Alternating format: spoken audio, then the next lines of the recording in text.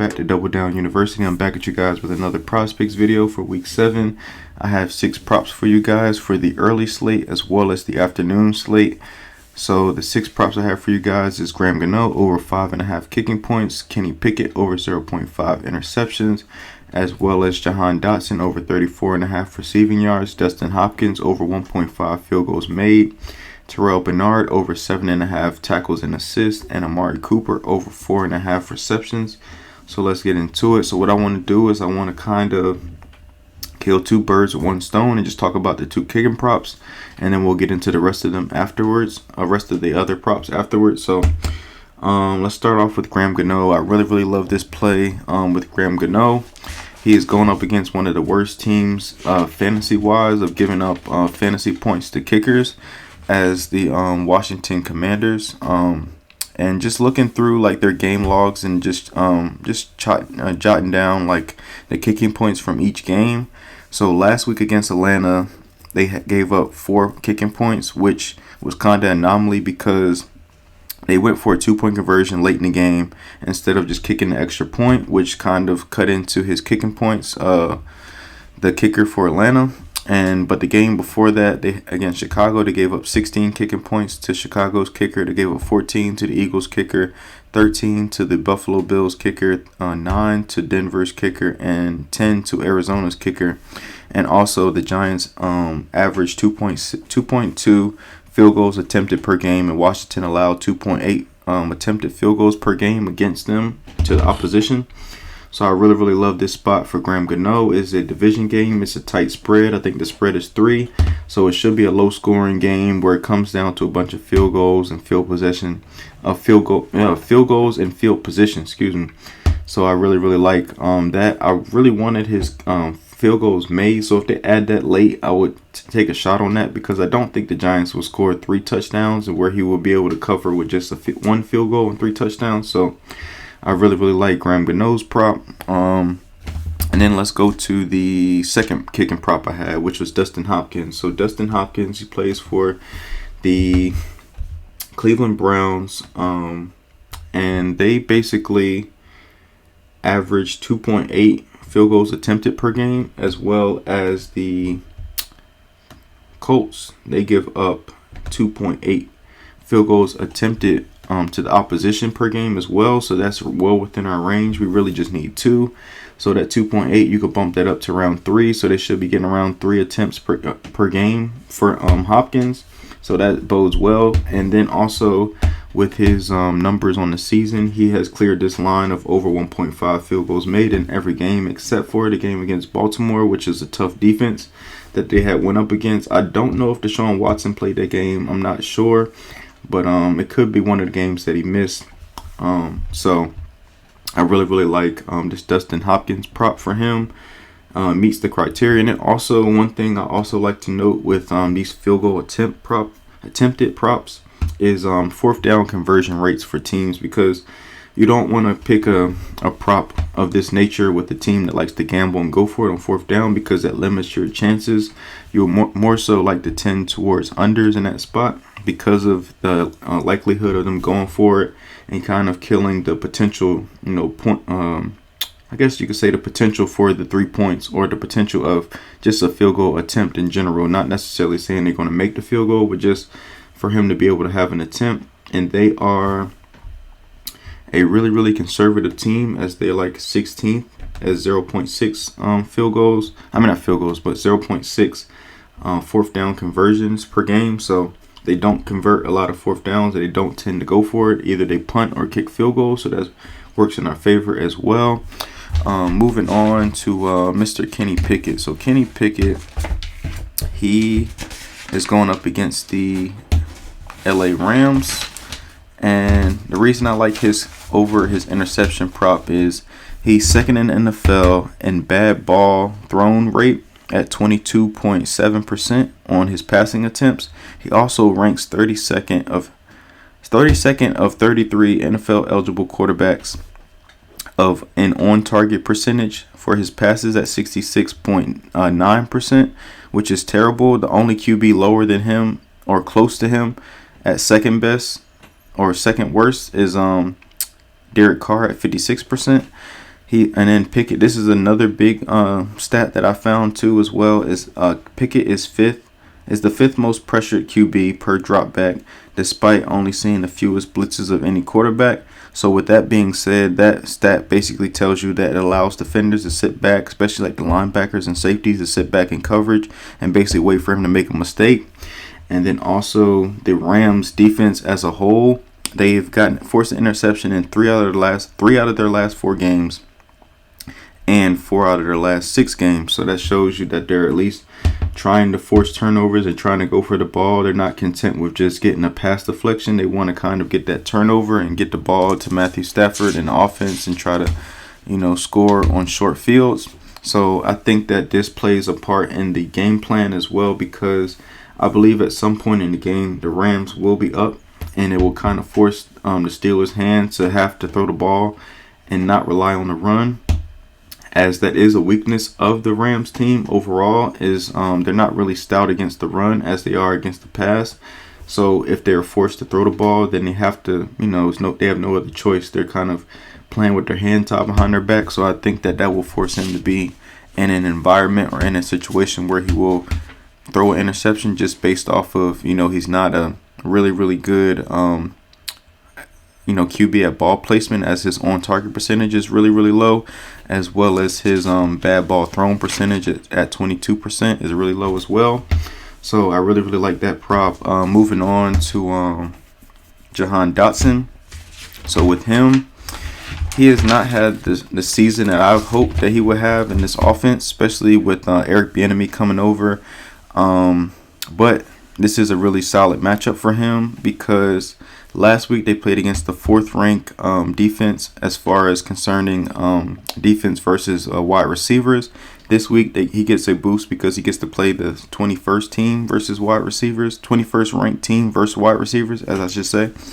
And I've read a lot of articles and press clippings about the concerted effort of the coach and the QB of trying to get him. Excuse me, my nose is itching, allergies or whatever. But I've read about like the coach and the quarterback just trying to get him involved in the offense more and trying to, try to get him featured in the offense, because last week he had 0 targets at all, so he wasn't targeted at all, which is rare for somebody of his caliber, because he's all season he's been targeted at least 4 times a game.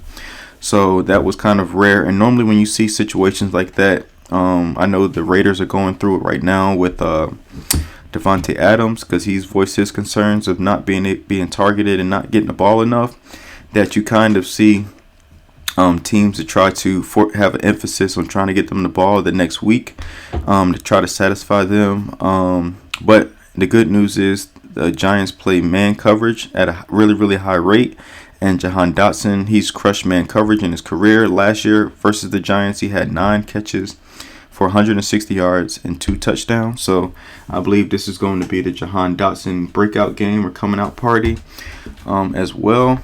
And another way you can play him, you can play his receptions as well at 3. I think that if they're going to get him involved, he's going to have to make the most of his opportunities in order to stay involved. So that's when his receptions come into play, where he can get 3 receptions and at least push at 3 and maybe get, another reception later on in the game. Another way you can target him too is just first half, overall, just if you think that they're going to be, because mostly in NFL, the first 15 plays is scripted. So they're going to kind of, they're going to force feed somebody the ball early on. They're going to try to get them the ball within the first 15 plays.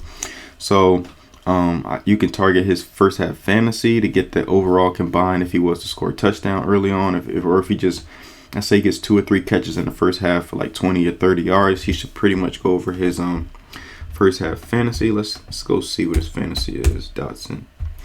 They don't have his fantasy up there. They probably have his yards, so they probably know that he's going to get force fed. So we could just go overall, just full game with him as well.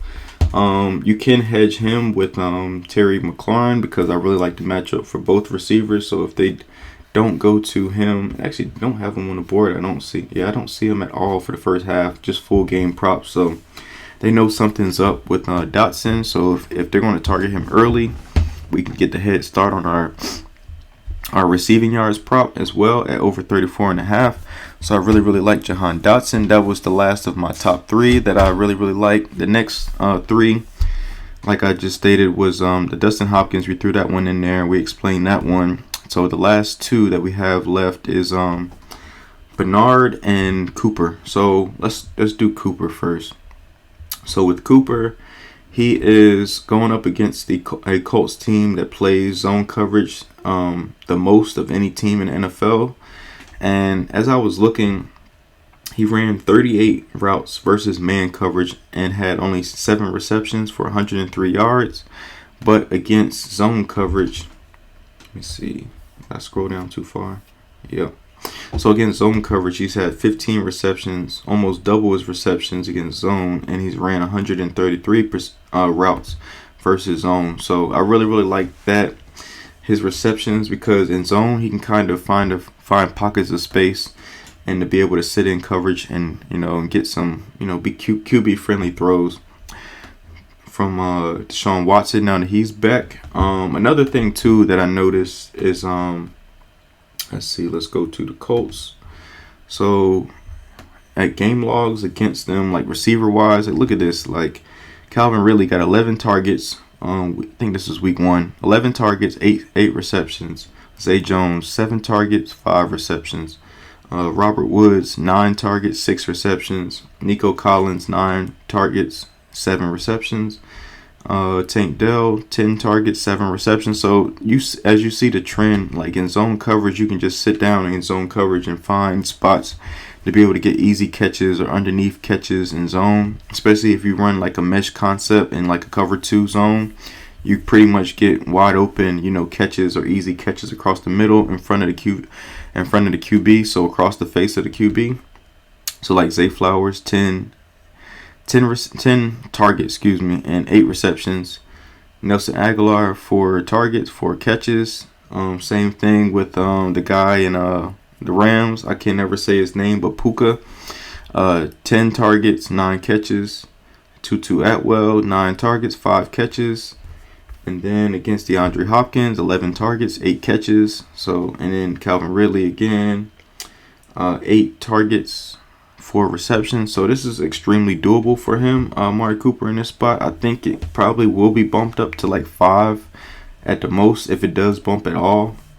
But I know that 4.5 is really good for them, because you have that potential of just hooking at 4 receptions. So I really like Amari Cooper in that spot. And then last but not least, the last prop was Terrell Bernard.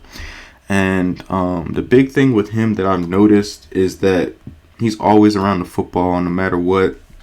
And then he also has a boost on just snap count, just snap percentage, because if you guys watched the game, I think they played in London 2 weeks ago. Matt Milano, their starting linebacker, he got injured, and I think he's going to be out for the rest of the year. So this is his position for the rest of the year. This is his spot to lose as far as Terrell Bernard. But he's always around the ball. As you can see, like look at his snap counts. Week 1, 100%.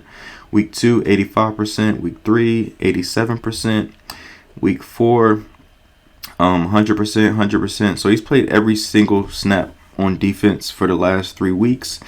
And then just looking at his numbers overall, just tackles, and the thing that strikes me the most is that this guy can pretty much clear this on just solo tackles at 7.5. He's had 9 solo tackles last week, 8 solo tackles the week before, and then we also have the benefit of him to be able to rack up assists, where he's not the leading tackler, but he comes in to like wrap him up, gang tackle whoever the player that he's tackling. As you can see, he got 7 assists week 1.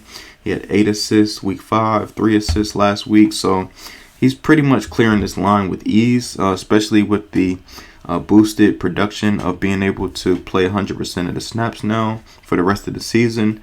So I just think at 7.5, I think that's just too low for me. At 7.5, I think he can clear this with just 4 tackles a half. He pretty much can get 6 tackles in 1 half, and then just need 2 the rest of the way.